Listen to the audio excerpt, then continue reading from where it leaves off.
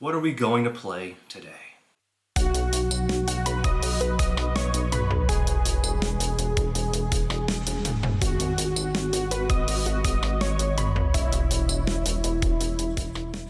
think I got it. We are continuing our many worlds, mini campaign, if you want to call it, where we're going to jump around amongst the many worlds. At the end of the last session, where we dealt with the woodland warriors, we identified that there's this weird bat creature, which, I mean, everyone is some type of animal there, but this bat is potentially the villain that's going to be a problem across many worlds. We figured out that the bat was also trying to travel for whatever reason, had a master at some point, and was manipulating the small town of woodland creatures, woodland warriors. They're like forest folk, humanoid beast people.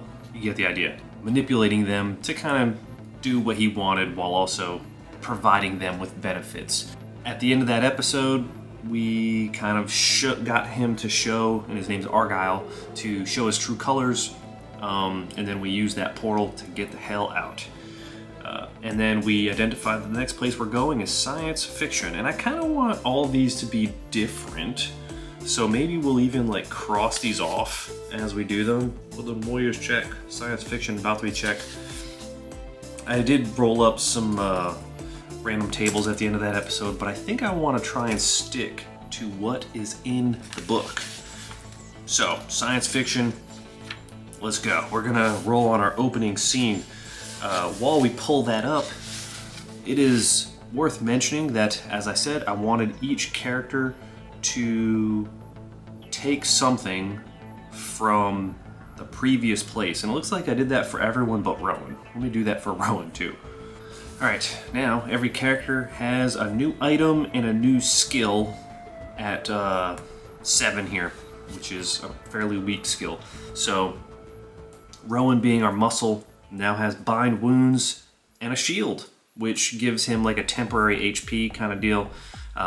Ellen, the reporter, now has aim and a bow and a quiver, and Qasim has magic and a water tome. So I was trying to keep things somewhat tight, and we could do like a flashback for how that may have taken place, but I didn't know how we were gonna get out of there necessarily as we were doing it. So now we are in the science fiction place. Let's take a look at our opening scene based off of the solo rules here. Ah yes, our solos, or our starting scene table. This is what we want. Roll 3d6. That is a 6-4-1. Robbery, street, city. Oh, so this is like sci-fi, but like cyberpunk-y, maybe. So yeah, those are my initial thoughts. How much science fiction is going to support that, I do not know yet, but you know, that's fine. We'll figure it out. We do also have Rowan, who still has 2 wounds. Qasim still has 1, and we'll have to figure this out. So I would like to think that they shoot out through this portal right into this very advanced city, where you know the cars are like hovering around and stuff. There's grav bikes. Neon lights everywhere, towers and buildings just built up and up and up. Noise everywhere, people having like cybernetics. As soon as they're kind of taken back by the whole process of being pulled into another world and then trying to figure this out too, and they're just like, what the hell? And as they do that, they come through the portal, someone's running down the street and bumps into us. And I have a good question. What are the chances that they switch an item with us? I think that's perfect for this whole situation. So we go back to our solo rules. The odds. This is what I want. I mean, we have the Oracle, but we also have this. We'll try the Oracle this time. It's got the yes and all that stuff. Although not necessarily in the order that I'm used to, but that's fine. Does this robber, we'll say, criminal, potentially from Cyberpunk, that bumps into us, is it possible, not is it possible, do they do they switch items with our homie Qasim? Qasim has a device, which I probably should have wrote down, and I didn't, that is going to help us find the next portal. 3. Yes. Yes, we do swap. Okay, so as the criminal's running by us and bumps into Qasim, and he's still hurt from getting hit by that fox, the cyberpunk dude just like, watch it, weirdo! And just really quickly picks up the device and keeps going. But what I am curious about, which I don't know, do we have... Let's go to the sci-fi items and see if that gives us a hand. Lots of really cool stuff here. Something that stands out to me is an ID chip, because I'm trying to think of like something that would be worth more than just monetary value. Maybe in all of this, they bump into each other, somehow that stuff gets swapped, even though those two things don't feel the same at all. But now where Qasim thinks he has that device, he now has an ID chip, which is for someone that's very important in some way and very valuable. And these cyberpunk-esque police continue running down the street, probably cars and stuff, trying to chase this criminal. They're like, get him quick, we need him. Might be a good question to ask, actually. Is it someone other than police that's chasing him? Let's stick to the Oracle. I like that one. 4. No, but. So it is the police, but we'll say maybe these are like dirty cops, for example. And then would any of our characters intervene? Probably not. They're probably like overwhelmed, taking it all in, because this is going to be a lot. They went from a very chill, peaceful place to someplace that's just all over the place. But soon after, Qasim's going to be like, okay, we need to figure out like how we're going to find the next portal, and he's going to reach for that device, and he's going to be like, oh shit, I must have lost it. Where would I have lost it? Did I lose it whenever that criminal bumped into me? Probably. Do they have any reason to believe that that criminal was caught? 6. No. No, they do not have any reason to believe that the criminal was caught. So the criminal is potentially still out there. How are they going to find this criminal? Let's continue playing to find out. So somewhat desperate, they're kind of looking around, and they probably look very strange here. Although not as strange as if they were the Woodland Warriors. They would be very strange here. So they're walking around, probably some of the local shop owners, and they're probably just going to start asking questions. We'll start with Ellen. This is right up her alley. I need to remember too that they get 2 advantage rolls per session. So that has refreshed because they're all human. She's gonna do like a networking streetwise thing where she's just asking some of the locals like, hey, what was the deal with that, basically. So a quick montage of her. And that is right on the money for a 5. Oh man, I feel like her personality rolls have been a lot closer than they should be. That's like her main thing. So some of the information that she ends up getting back is that, so just using what we know, which is not much, and maybe we'll continue with the crime lord thing from Argyle, which we kind of use, but not really, but in some sense to kind of keep it together, cohesive. Maybe there is some type of local crime lord. This ID card, why would this ID card be important? There's 2 scenarios where I see this ID card, maybe more than 2, but a few. The ID card getting like destroyed. Maybe destroying this ID card like wipes this person from the system, so like wipes their record and their identity. I kind of like that a lot. So this way this person can be a ghost, because in this potentially cyberpunk style world, which consider this a cyberpunk, I probably could do science fiction again if it came up. Essentially making this person a ghost, not having to worry about being tracked all the time. I like that one a lot.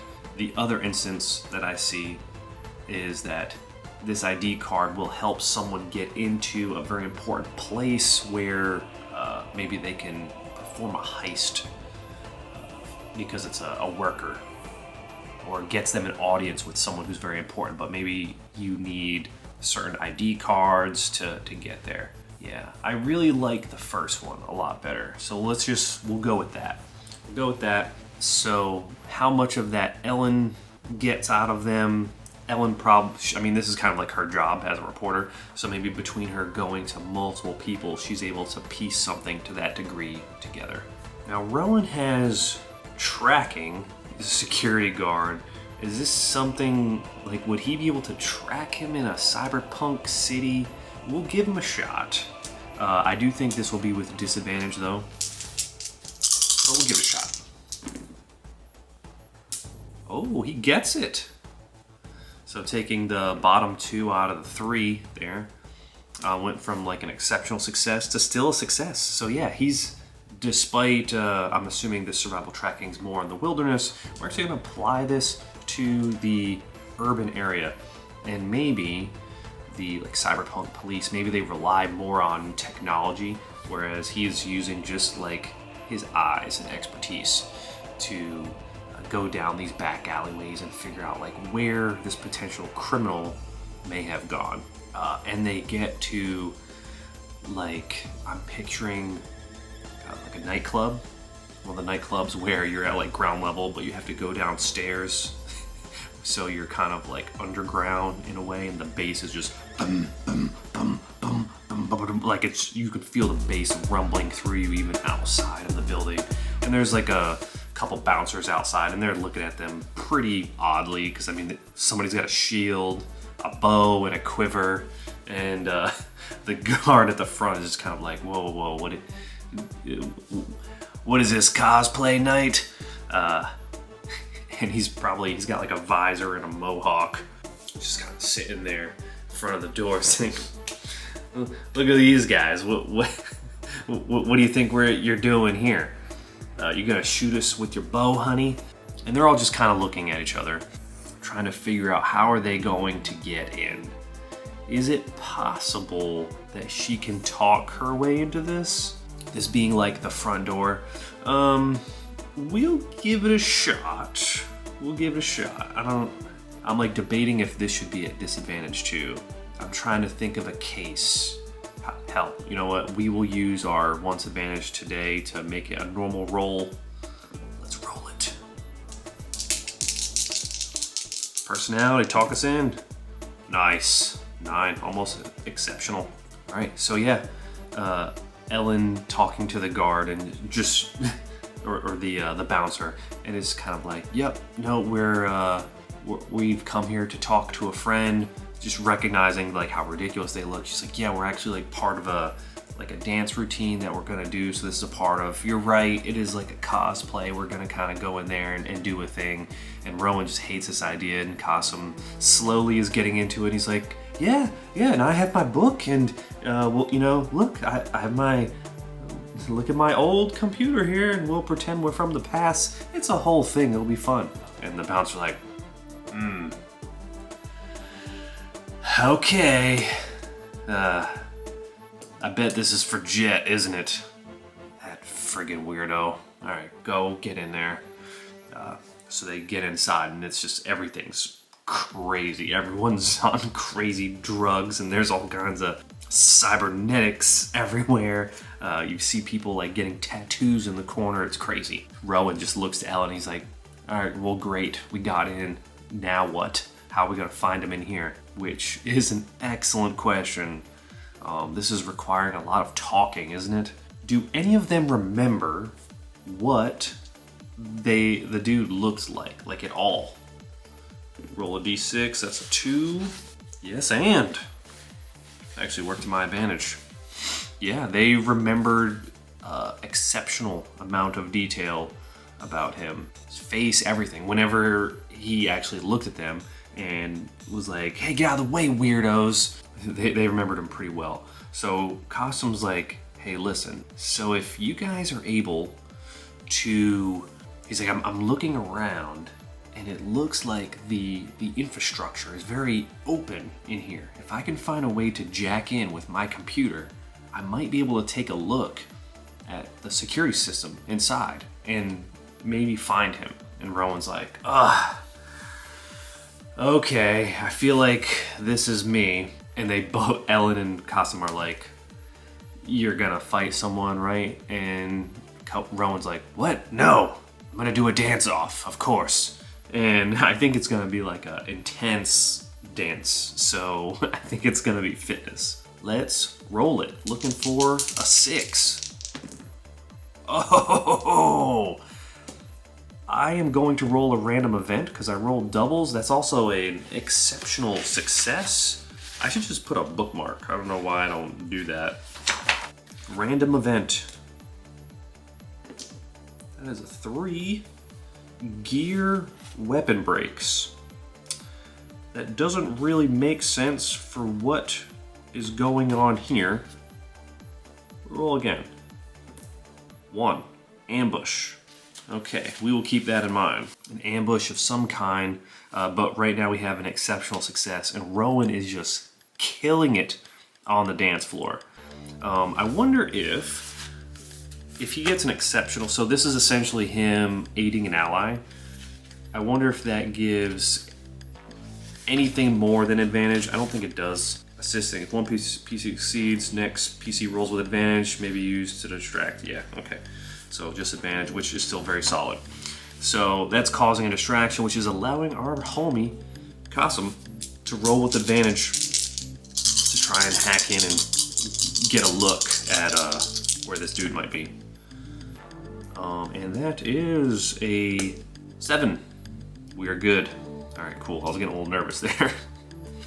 All right, so yeah, Qasim, he looks over at Ellen. He's like, yeah, I got him. And as he's jacking in, he's able to just very quickly, because of the technology too, there's a lot of like face lock, and it actually speeds things up a little bit. And he's like looking, and then he's like, okay, yes. And it's even labeled back room. We'll say gambling den. It says like gambling den. So they're like, okay, we need to find the gambling den. And Qasim's actually looking to, he takes this time with all of the time that Rowan gave him to look and see. He takes time to see who goes down what hallway, to see what person's going where, to give him an idea of like what direction generally to go for where this gambling den is. He figures it out. Okay, so all of that ends. A couple people go up to Rowan and they're like, oh dude, legend, that was so crazy. He's breakdancing and doing all kinds of stuff. He's becoming like somewhat of a local hero right now in this moment. And now they need to take this moment to go back into the gambling den where there's likely an ambush, and they have not rested, but we will see how this goes. They go back, they're trying to figure out which one is the gambling den exactly. We'll say they do, based off everything you did with the camera. Is the door locked? 3. Yes, the door is locked. Is it an electronic lock? 3. I believe that's also it. Yeah, yes. So yeah, it's an electronic lock. She's not gonna be able to lock pick it more than likely. Yeah, this is probably gonna be another computers roll, and I think we're gonna use advantage here. Qasim, don't fail us now. Hell yeah. Does an excellent job popping that. So that is a exceptional success to say that there was an ambush that was planned.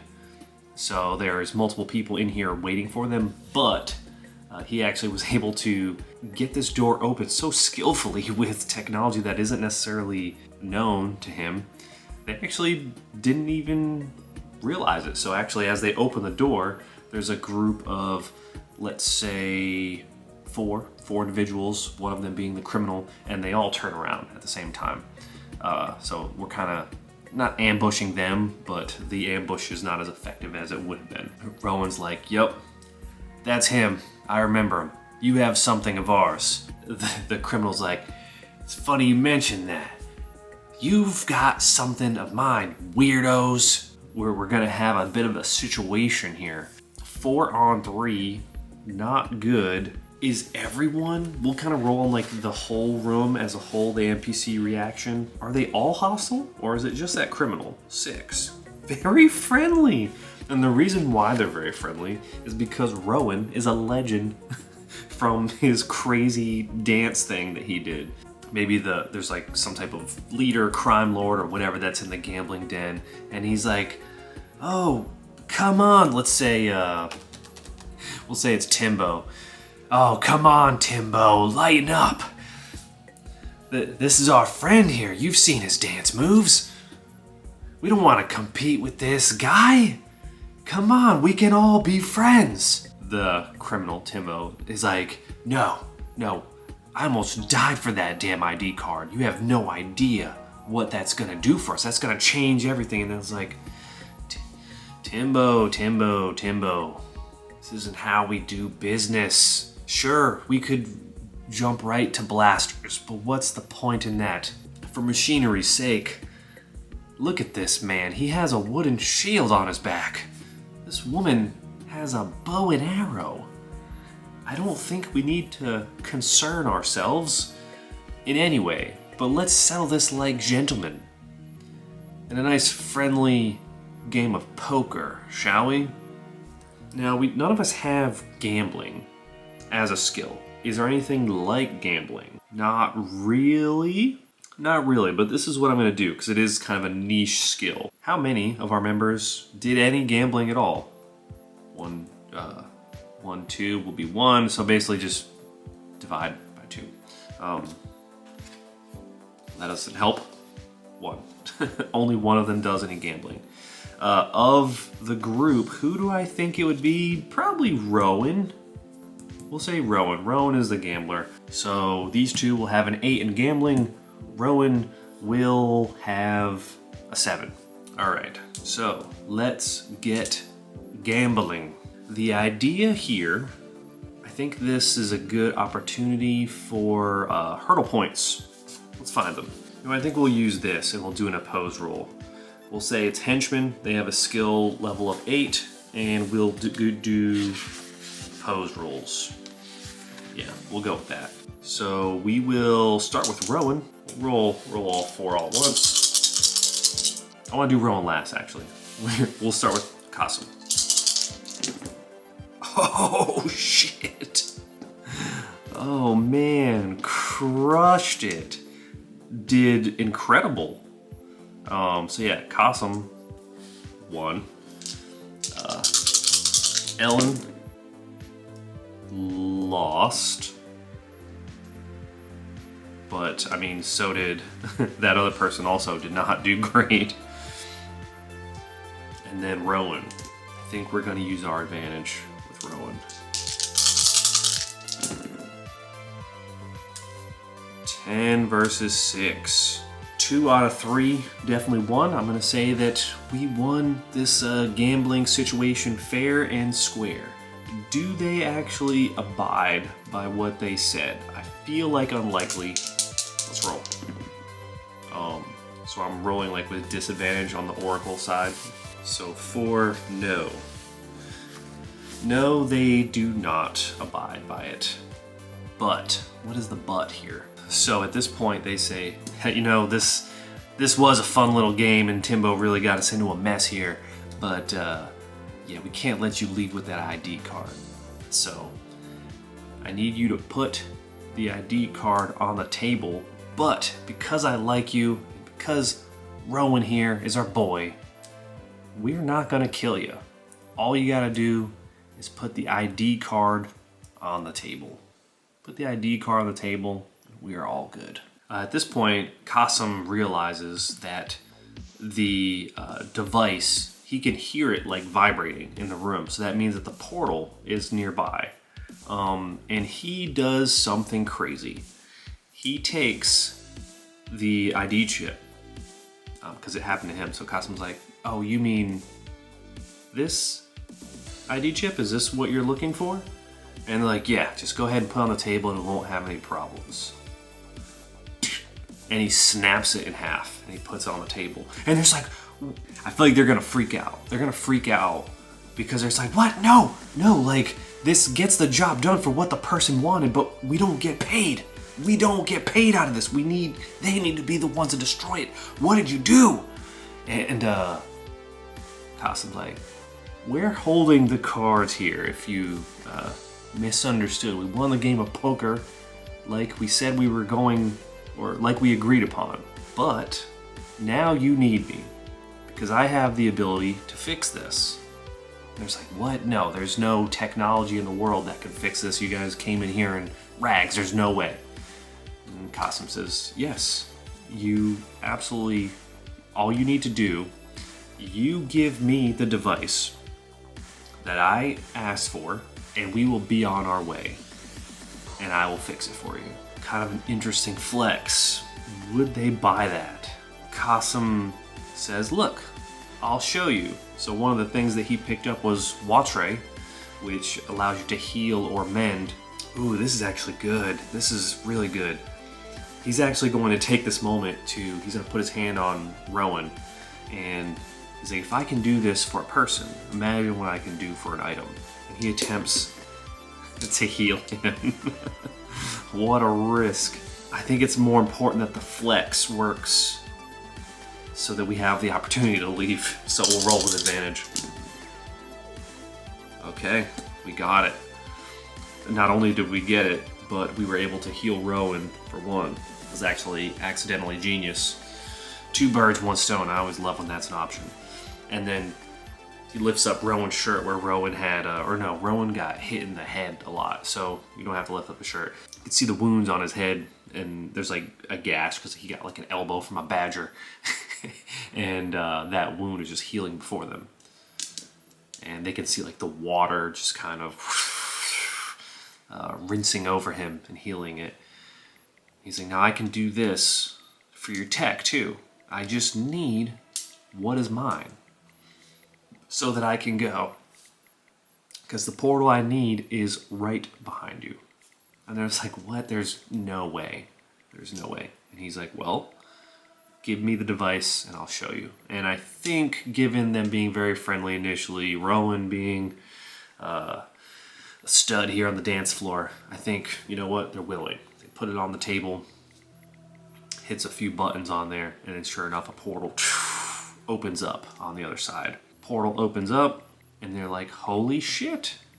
And he's like, all right, now I will fix this for you. And he goes to fix it as he's like, and we don't want to have any problems. And they all start going towards the portal. It's been a pleasure meeting all of you. And Qasim goes to fix it. And he does. He does. He is a man of his word.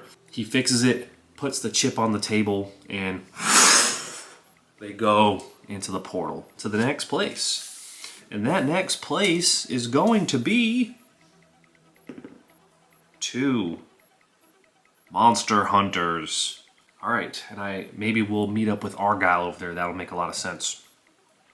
All right, where is Rowan, Ellen, and Qasim going to end up next? I know I did roll doubles a few extra times there towards the end, but I wanted to keep it tight. So maybe, depending on when those rolls happen, I don't know if a random event is always going to work out. But yeah, a lot of fun, digging it so far.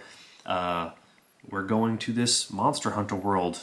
Let me know what you're thinking of many worlds in my sliders, jump around all these different worlds. Little mini campaign. We'll probably do, a few episodes, and we'll go from there. And then what are they going to take from here that we'll kind of add in hindsight? So let me know your thoughts, what you're thinking in the comments below. Like the video if you're enjoying the content, and subscribe if you haven't already. I will see you in the next one as we continue to explore the sacred art of gaming together.